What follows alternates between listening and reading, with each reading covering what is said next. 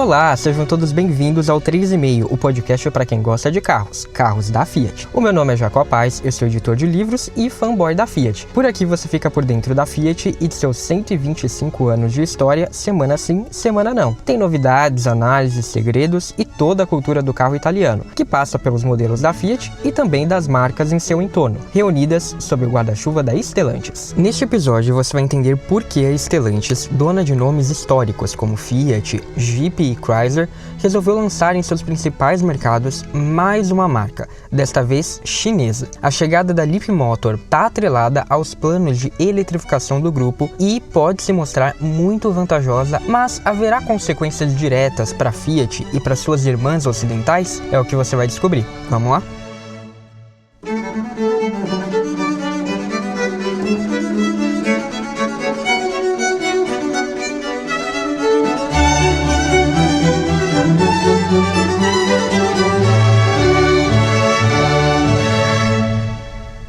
Na semana que passou, a Stellantis anunciou que concluiu todas as etapas para formalizar uma joint venture com a montadora chinesa Leapmotor, que se autodenomina uma startup automotiva, porque os carros deles têm toda uma pegada tecnológica, eles desenvolveram toda a plataforma tecnológica dos carros, então tem recursos como identificação facial, essas coisas que dão um aspecto ali de Tesla e por isso eles se autodenominam startup. A parceria tinha sido anunciada em outubro de 2023 com o objetivo de ampliar a oferta de elétricos da Stellantis por meio de opções mais acessíveis, mas nem por isso menos tecnológicas. Agora o resultado é uma nova empresa que é chamada Leapmotor International. É uma empresa controlada pelo grupo europeu, ou seja, pela Stellantis, na proporção 51-49%. Então, 51%, e a Stellantis também indicou o CEO e tem 2 membros do conselho diretivo dessa empresa. Então, a Leapmotor continua existindo na China, a Stellantis continua existindo no resto do mundo e elas se juntaram para, no resto do mundo, tirando a China, ter essa nova empresa que é controlada pelas duas. Essa empresa vai ser responsável por comercializar todos os produtos da marca chinesa fora da China, começando pelo subcompacto T03 e pelo D-SUV C10. Quando eu postei essa notícia no Instagram do 3,5, muita gente, seja nos comentários ou em mensagens que mandaram para mim, achou estranho. Afinal, para que a Stellantis, que já tem um portfólio com 14 marcas, precisaria de mais uma? Ou então teve gente que achou que o anúncio daria origem a novos modelos para essas 14 marcas que já são da Stellantis. Ou seja, as montadoras da Stellantis fariam produtos derivados dos veículos chineses ou então meros rebadges dos carros da Leapmotor. Realmente são pontos válidos, dá para entender por que as pessoas se perguntam isso e por isso eu resolvi aprofundá-los aqui para a gente tentar entender melhor por que a Fiat está ganhando uma meia-irmã chinesa em meio a tantas outras parentes italianas, americanas e francesas. Eu acho que essa é a primeira coisa que precisa ser compreendida. A Fiat e todas as outras marcas da Stellantis estão de fato ganhando uma irmã. Ou seja, elas não estão recebendo novas bases para que elas usem nos seus carros ou recebendo produtos que podem simplesmente trocar o logo e venderem como seus. Não, a Leapmotor está chegando à Stellantis com status de marca, para ser mais um nome na prateleira do grupo, totalizando 15 emblemas diferentes. Isso quer dizer que a marca chinesa vai vender os seus carros com a própria insígnia. Ela vai ter uma estrutura própria e ela não vai depender exatamente das demais marcas do grupo para desenvolver ou para vender os seus projetos. Inclusive, no plano apresentado, a Leapmotor vai ter uma gama com mais produtos do que a própria Lancia até 2030. Mas a gente vai falar mais disso daqui a pouco. Mas por que então a Stellantis teria interesse em agregar mais uma marca ao grupo? Porque eles consideram que a oferta de carros da Leapmotor é complementar à tecnologia atual e ao portfólio das suas demais marcas. Para começar, os carros da Leapmotor são elétricos em sua grande maioria, alguns têm algumas versões que são híbridas, mas a maioria é elétrico. O forte da empresa é carro elétrico. E isso é muito importante para entender a decisão da Stellantis de estabelecer essa parceria com os chineses. Quando essa parceria foi anunciada no ano passado, a Natalie Knight, que é a CFO do grupo, declarou que a ideia é atingir clientes preocupados com custo-benefício, mas que, abre aspas, querem o melhor da tecnologia, fecha aspas. A Stellantis também disse que essa iniciativa vai trazer, abre aspas, soluções de mobilidade mais acessíveis aos clientes globais, fecha aspas. Ou seja, o que o grupo quer é ter carros elétricos de baixo custo, para enfim poder competir com as marcas chinesas. É mais ou menos aquela filosofia que diz: se você não pode vencê-los, então junte-se a eles. Afinal, a Stellantis tem metas bastante ambiciosas no campo da eletrificação. Se nada mudar, o objetivo é que 100% das vendas do grupo na Europa e 50% das vendas do grupo nos Estados Unidos seja de carros elétricos a partir de 2030. O que significa dizer que o grupo passaria a vender 5 milhões de carros elétricos por ano a partir de então. Hoje em dia, menos de 6% das vendas da Stellantis são de carros elétricos, ou seja, é uma mudança muito grande. Para se ter uma ideia, só na China, a Leapmotor pretende vender 1 milhão de unidades por ano, agora que ela tem uma linha completa de produtos, porque ela começou os lançamentos em 2018, ela foi criada em 2015, mas os lançamentos começaram em 2018 com o Roadster e terminaram neste ano aqui com um SUV grande, sem contar a pandemia de Covid-19 no meio do caminho. Mesmo assim, a empresa teve aí ao redor de 100 mil emplacamentos nos últimos 2 anos, de acordo com dados do Car Industry Analysis. No ano passado foram mais de 99 mil carros vendidos. Já a Stellantis, juntando todas as suas marcas em todo o mundo, ou seja, com uma linha de modelos bem maior, vendeu pouco menos de 325 mil carros elétricos em 2023. A Leapmotor vendeu mais do que a Peugeot, que teve 98 mil emplacamentos de carros elétricos, mais do que a dupla Opel Vauxhall, que teve 88 mil, e mais do que a Fiat, que teve 74 mil. Essas foram as 3 marcas da Stellantis que mais emplacaram veículos 100% elétricos no ano passado. Sendo assim, a ideia do grupo é comercializar 500 mil unidades por ano dos modelos da Leapmotor, além daquele volume vendido na China de 1 milhão. Então, no total, 1,5 milhão. E aqui entra outro ponto essencial para entender a dinâmica desse acordo e por que a Stellantis vê tanto valor nele. A Stellantis não está comprando a Leapmotor. Sim, ela até comprou algumas ações da empresa, cerca de 21%, mas isso foi apenas um investimento, na casa do 1,5 bilhão de euros. O que a Stellantis está fazendo é um acordo por meio do qual ela vai poder produzir, distribuir e comercializar os veículos da empresa chinesa em todos os mercados do mundo, exceto na China, além de ter acesso à tecnologia desenvolvida lá para estudos de referência, pesquisa de mercado e pode sim, no futuro, mais para frente, pensar em sinergias com as marcas que já existem dentro da Stellantis. E é esse o grande pulo do gato do grupo europeu. Sempre que a Stellantis for vender um modelo da Leapmotor, ela não vai ter que contar com os custos de desenvolvimento, porque esses carros foram projetados e totalmente desenvolvidos na China. De acordo com a Stellantis, 60% dos custos de um modelo da Leapmotor são bancados pela empresa chinesa. O que eles estão recebendo é só o projeto já pronto para fabricar e para vender. Aliás, nem fabricar precisa, porque o acordo contempla também a mera exportação de unidades produzidas pela Leapmotor lá na China para outros mercados.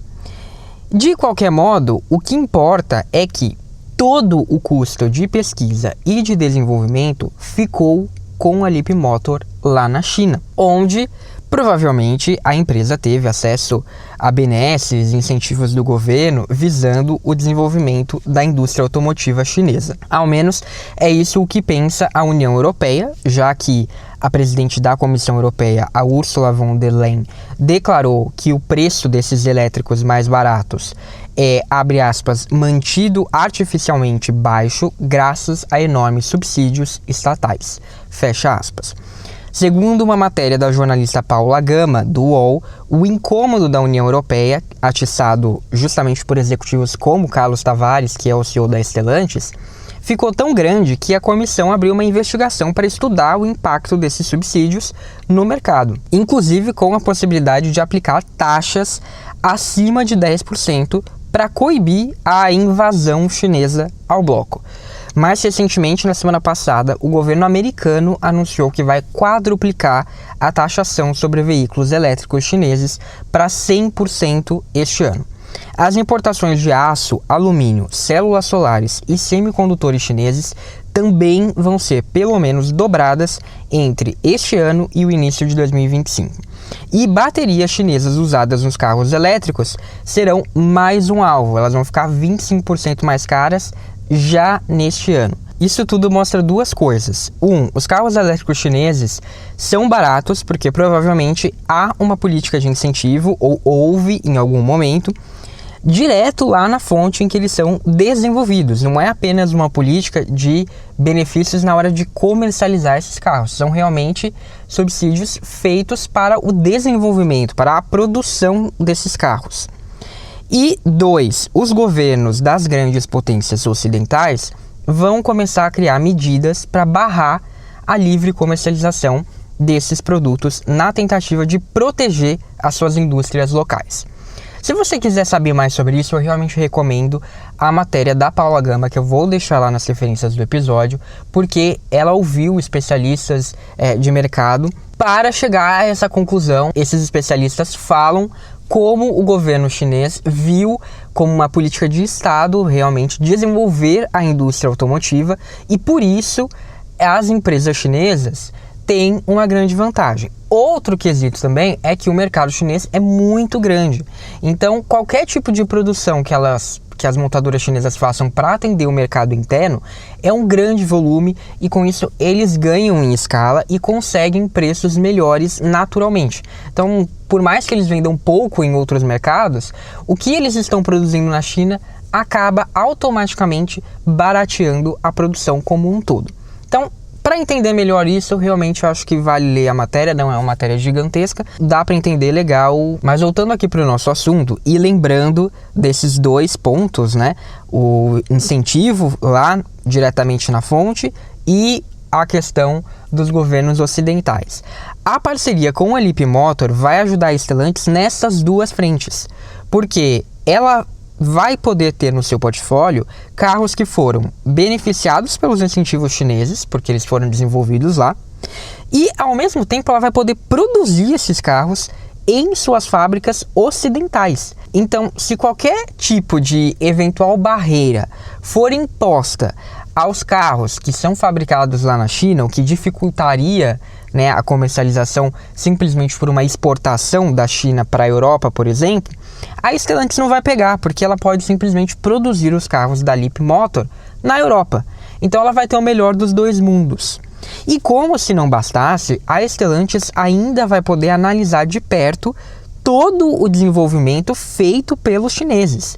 Vai poder pensar em soluções que ajudem a diminuir os custos das suas próprias marcas com base no que os chineses fizeram e aplicar isso para fazer o mesmo tipo de carro elétrico, mas com as próprias marcas. Portanto, a Stellantis não precisa se preocupar em criar os carros da Leapmotor do zero. Ela não tem que ficar pensando em dar plataforma para eles, em custos de escala. Não, nada disso.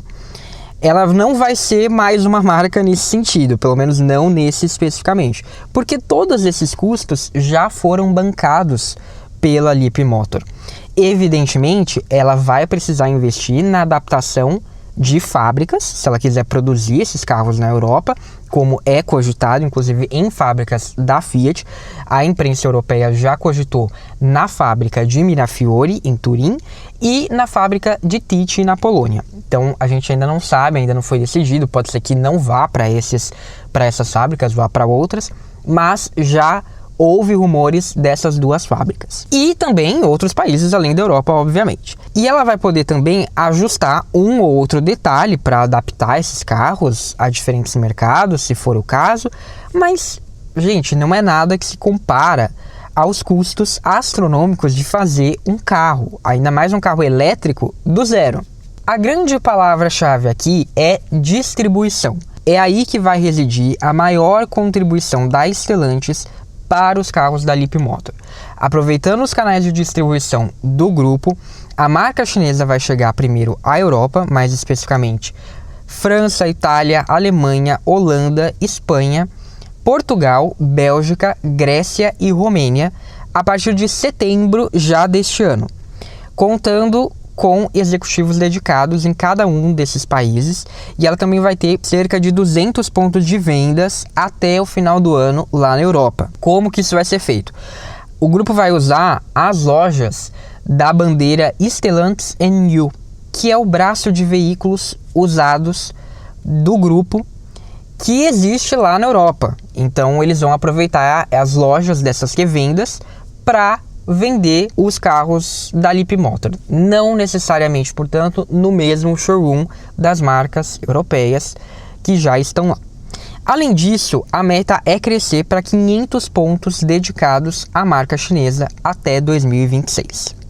E depois de chegar à Europa, os lançamentos dos produtos da Leapmotor vão se expandir a partir do fim do ano, a partir do fim de 2024, para as regiões do Oriente Médio e África, ou seja, Turquia, Israel e os países africanos de língua francesa, a região da Índia e Ásia-Pacífico, que é Austrália, Nova Zelândia, Tailândia, Malásia e Índia, e por fim, a América do Sul, no Brasil e no Chile. Então, sim, já está confirmado, a Leapmotor vai chegar ao nosso mercado em algum momento depois do fim deste ano, provavelmente de 2025 para frente, mas aqui não se sabe como que vai se dar toda essa parte logística da coisa, porque, como vocês bem sabem, a Stellantis não tem uma rede de revendas de seminovos com a sua marca, o que provavelmente vai fazer com que os concessionários das outras marcas do grupo acabem adotando também a montadora chinesa. Mas não sabemos ainda, vamos ver. Antes de continuar, vamos dar alguns recados. Não esqueça de, por favor, curtir o vídeo, se inscrever no canal e ativar as notificações clicando no sininho.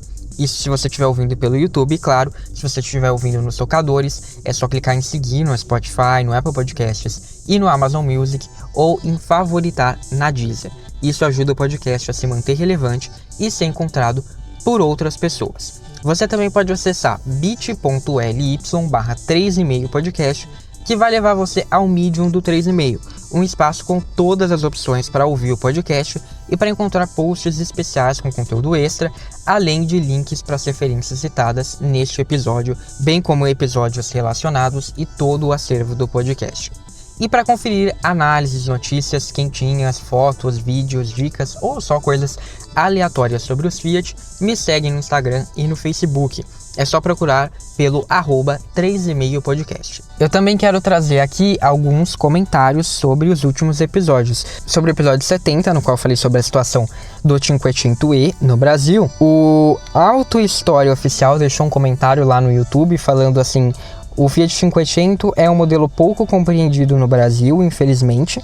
Na Europa existiram as gerações anteriores e isso causa um apelo emocional, principalmente para o público italiano. Sim, eu considero que isso tem um peso grande, sim, bastante, especialmente no caso da Itália.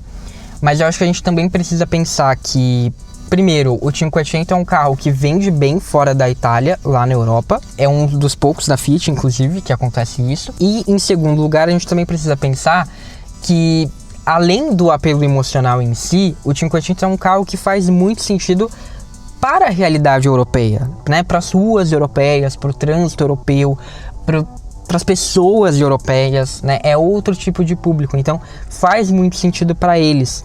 Aqui no Brasil a gente ainda tem essa questão de muitas famílias, né, a grande parte das famílias, terem um carro só. E esse carro precisa ser um carro um pouco mais versátil em vários sentidos, né? Desde um carro que realmente não é gigante, mas um carro que consiga levar 4, 5 pessoas relativamente bem, relativamente confortável, que tenha um porta-malas que dê para ser utilizado, porque o do 500 é realmente muito minúsculo. Então é outro tipo, né? Tem também a questão da pavimentação, e não só nas ruas em si, mas em áreas rurais, né? Então o carro precisa aguentar andar nesse tipo de lugar. Então é realmente uma outra realidade. E por conta disso, o 500 tem, obviamente e naturalmente, um papel diferente no Brasil, um papel secundário no Brasil. Ele não é o carro pau para toda obra. E tudo bem, ninguém está falando que ele precisa ser isso aqui no Brasil. Vai fazer com que o 500 tenha um volume de vendas que não seja comparável, mas também é diferente do que está acontecendo especificamente com o 500e aqui no Brasil. Acho que são duas coisas que não se excluem. Sim, o 500 tem outro perfil na Europa, sim, o 500 nunca vai ter um perfil de grande volume aqui no Brasil. Isso é uma coisa. Outra coisa é o pífio desempenho do 500e aqui no Brasil. Mas muito obrigado, como eu disse, sim, faz todo sentido o que você falou, só trouxe aqui esse complemento. Sobre o episódio 71, que foi o último episódio que eu falei sobre a nova linha de produtos da Fiat, né, especificamente sobre o novo Panda ou Argo ou Uno. O Bona Anderson, que tá sempre me mandando mensagem lá, ele sempre acompanha os episódios, sempre acompanha o que eu posto, muito obrigado por estar sempre me seguindo, sempre acompanhando. Ele disse assim: amei o episódio de ontem, queria um por dia. Gente, nem eu me aguento editando o podcast, nem eu me aguento a minha voz a cada semana sim, semana não. Imagina ter que fazer isso todo dia. Não, vocês não precisam me ouvir todos os dias, tenho certeza disso. Mas muito obrigado. O Mareiro Vitória ES, acredito que seja isso, disse assim, né, sobre a questão do nome, né, do novo carro da Fiat. O Uno arredondado veio do Panda, então seria mais apropriado Panda. Bem, sim, acho que vai ser Panda na Europa, isso já tá certo, né? Aqui no Brasil daí é que a gente vai ver. E na verdade todos, né, como eu falei no episódio, todos os Unos foram feitos em algum nível inspirados ou junto com o Panda. Então é uma dupla muito histórica e que funciona muito bem. Então faz sentido pensar nessa questão. Mas também tem aquela outra questão envolvendo a percepção de carro do Uno, né? E também eu devo dizer que eu fiquei um pouco preocupado com a reação sobre o design, não só do Panda, mas dos outros carros novos da Fiat. Teve bastante gente nos comentários falando que não gostou muito, não só sobre o episódio em si, né? Sobre o episódio em si eu destaquei 2 comentários. O do Lucas Bernardi, que falou que pelo andar da carruagem será feio. E o Gu Machado, que disse: eu gostaria que ele fosse descartado, horrível.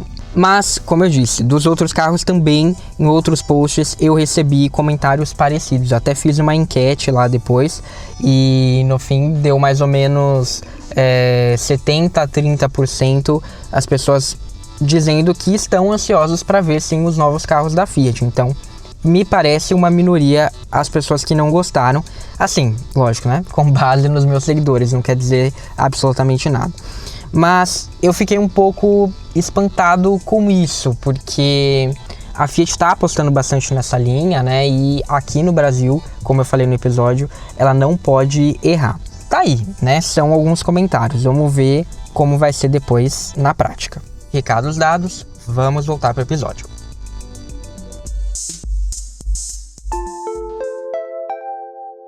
Com o estabelecimento da parceria Com a Leapmotor, a Stellantis fez uma grande mudança na sua estratégia também para o mercado chinês em si, onde o grupo teve e continua tendo dificuldades de se estabelecer de modo competitivo. Nenhuma das 14 marcas da Stellantis tem um desempenho de fato positivo, né, de fato vistoso naquele que é o maior mercado do mundo. Essa é uma dificuldade, inclusive, que não é exclusiva das marcas da Stellantis.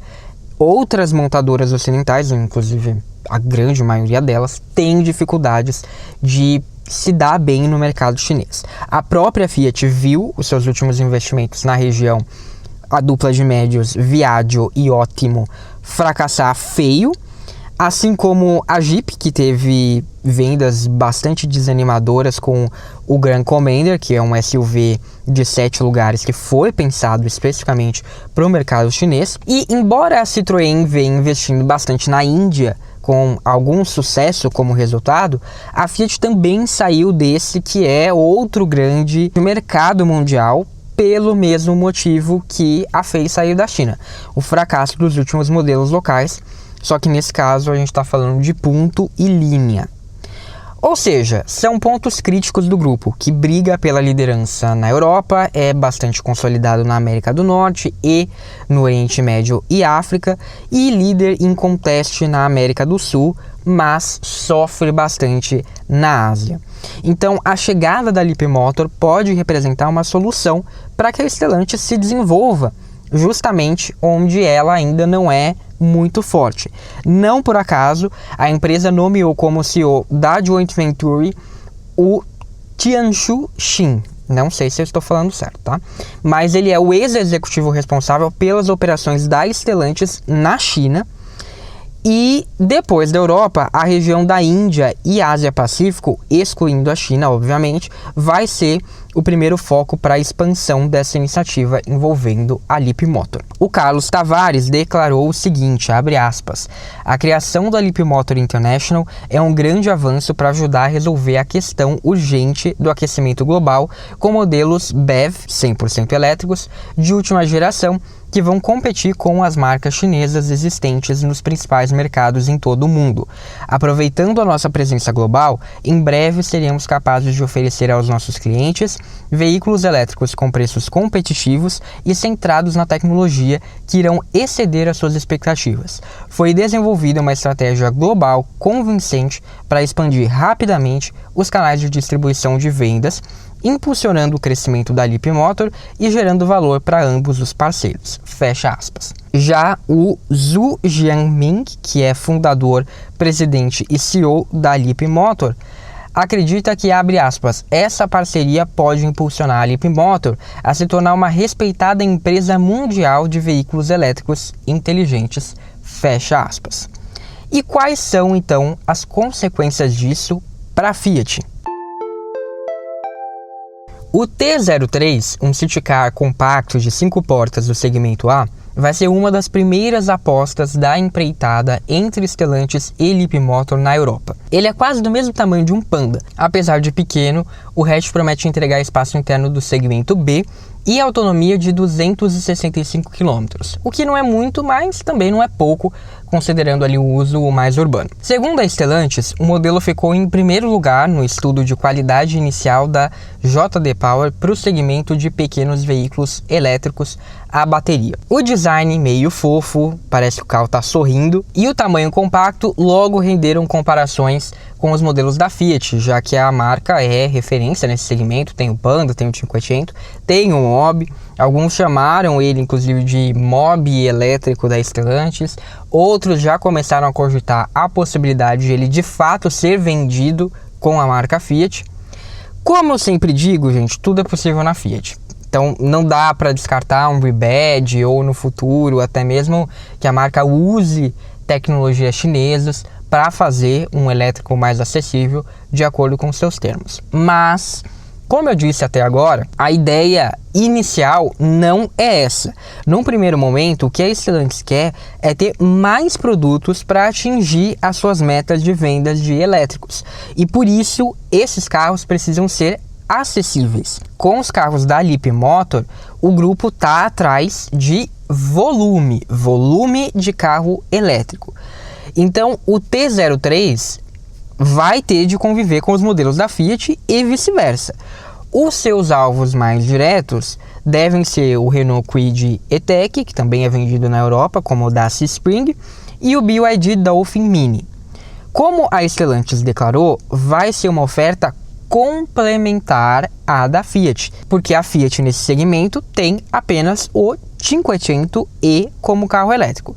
Bem mais caro, não só no Brasil, como eu falei no episódio 70, a Fiat está estudando possibilidades de baratear um pouco o 500 sim, mas é um carro posicionado acima do modo como a Stellantis vai posicionar os veículos da Leapmotor.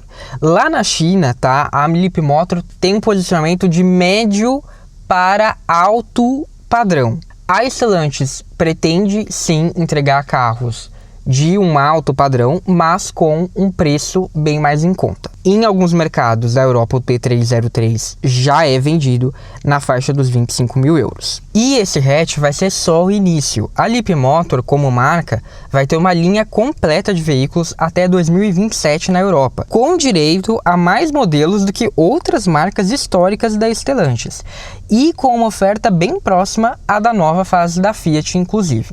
Neste ano, além do T3, também vai chegar o C10, que é o primeiro produto global da Leapmotor, que foi construído de acordo com padrões globais de design e de segurança.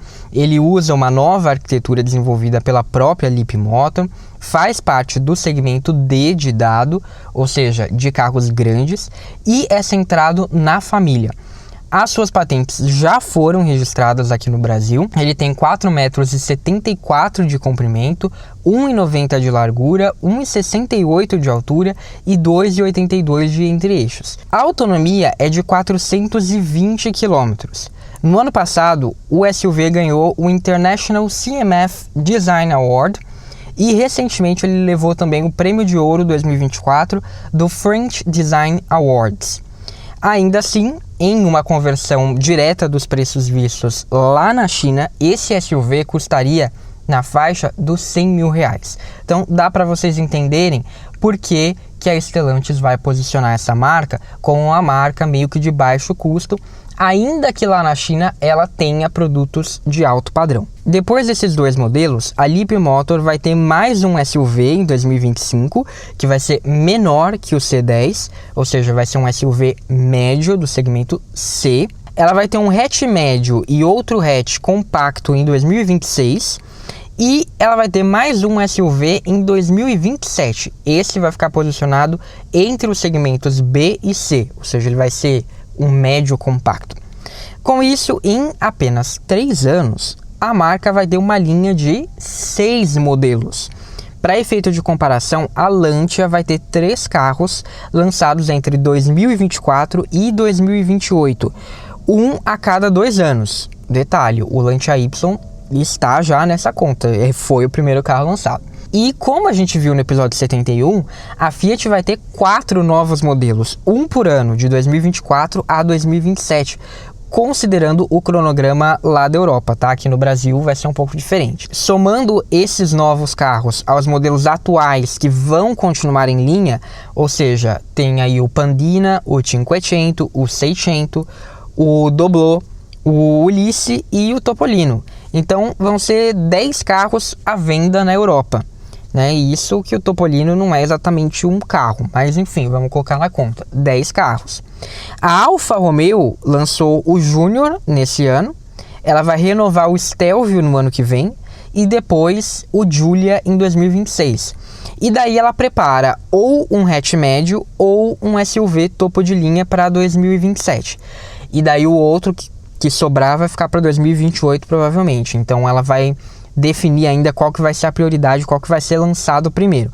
Mas a gente está falando então de 5 modelos, contando com o Tonale, que foi lançado num ciclo anterior. Ou seja, a novata chinesa vai chegar muito bem na fita. Portanto, em um primeiro momento, a chegada da Leapmotor nada vai mudar para as marcas italianas, americanas e francesas da Stellantis. Elas vão continuar seguindo os seus ciclos de produto já em desenvolvimento, já aprovado.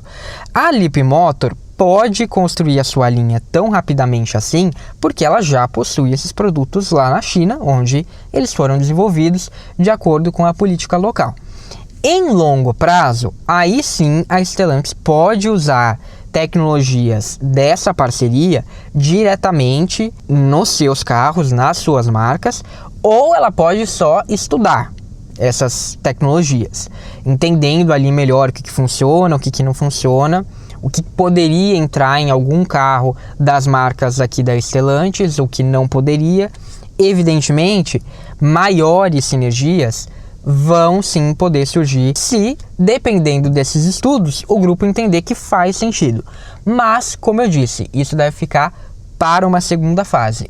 Nessa primeira fase, não é a ideia, é simplesmente trazer novos produtos para poder alcançar volume de vendas. O que precisa ser entendido é que, para a Stellantis, a chegada da Leapmotor é vista como uma maneira de agregar esse volume com um esforço não muito grande e atingir um público que as suas marcas atuais hoje têm dificuldade para atingir, seja por custos de desenvolvimento e produção ou mesmo por gosto, né? Se a gente for pensar no caso dos países asiáticos. As marcas da Stellantis, resta torcer para que a chegada dessa nova irmã não interfira nos seus planos de renascimento, de revitalização. E mais do que isso, para que esses planos de fato deem certo. Afinal, 2030 está logo aí e o Carlos Tavares já havia dito que esse seria mais ou menos o prazo para que todas as marcas mostrem que são um bom negócio ao grupo. Ou talvez seja mais apropriado que ela seja um negócio da China, como, na visão do grupo, a parceria com a Leapmotor parece ser. Antes de finalizar aqui, eu quero dar um recado específico sobre os próximos episódios, sobre como vai funcionar o podcast daqui para frente. Como você sabe, em junho e julho eu vou estar na Itália fazendo um intercâmbio.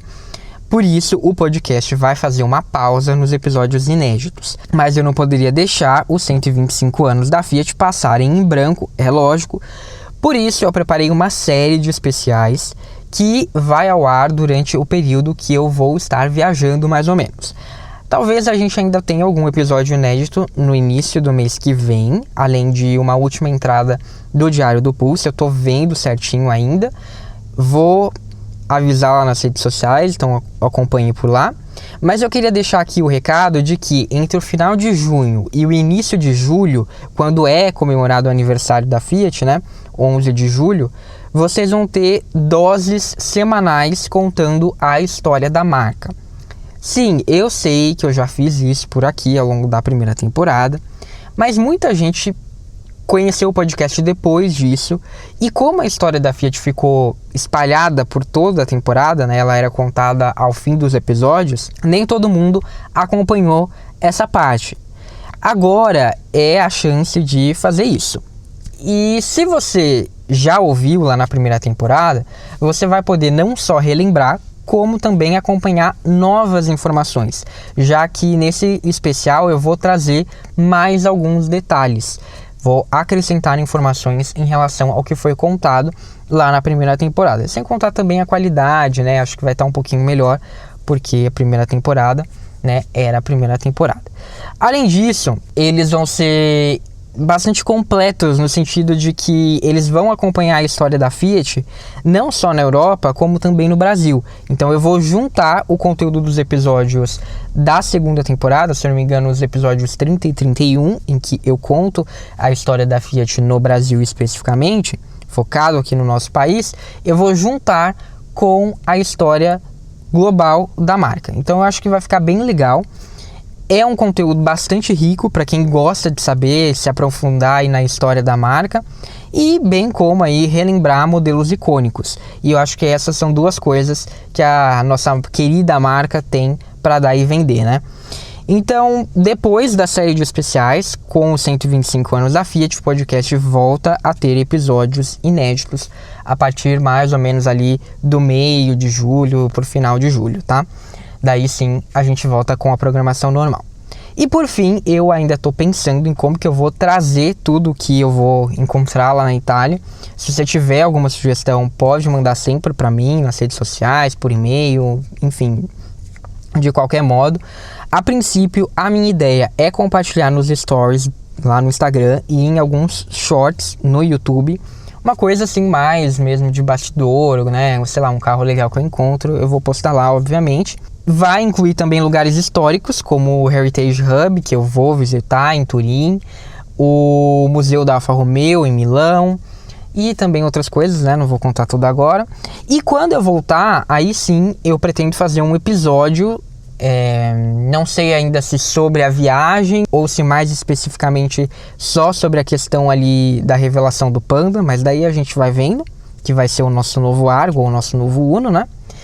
Enfim, né, depois me contem o que vocês acham, me mandam sugestões e a gente vai vendo mais essa parte aí, tá bom? Por hoje foi isso, e você me conta o que você acha da chegada da Leapmotor, se você pensa que ela pode ter impacto nos produtos da Fiat. Deixa aí nos comentários ou me manda uma mensagem. Obrigado, um abraço e até a próxima, ou no @3,5podcast nas redes sociais.